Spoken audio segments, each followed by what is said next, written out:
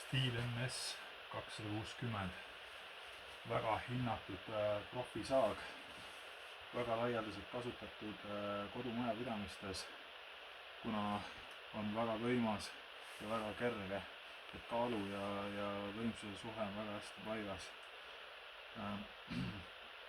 Kindlasti ta on üks enim ostetud saage, kuna on väga vastupidav, väga kerge ja nagu öeldud sai, siis ka väga võimekas, et nagu siin ka eelmise sae puhul ütlesin, siis kõik 2.6 seeria saed on võiks öelda, et enim ostetud, enim hinnatud saed Stihlidel, et 0.26, 2.60, 2.61, et väga head saed, et kodumajapidamistesse kindlasti ütleks, et kõige paremad saed, et sellest kõrgemale tulevad juba nii-öelda oluliselt raskemad saed, oluliselt raskemad profisaed. Et see konkreetne saag on nüüd, tema juures on vähe tehtud, kui oranž plastikkorpus on värvimata, originaal,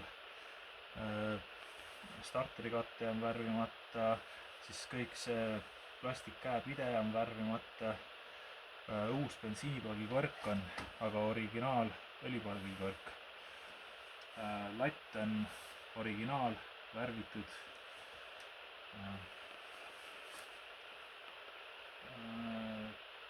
13-tolline latt on. Saag on väga heas korras. Et aga mis seal ikka, panen käima. Klapp kinni, dekompressiooni klapp lahti.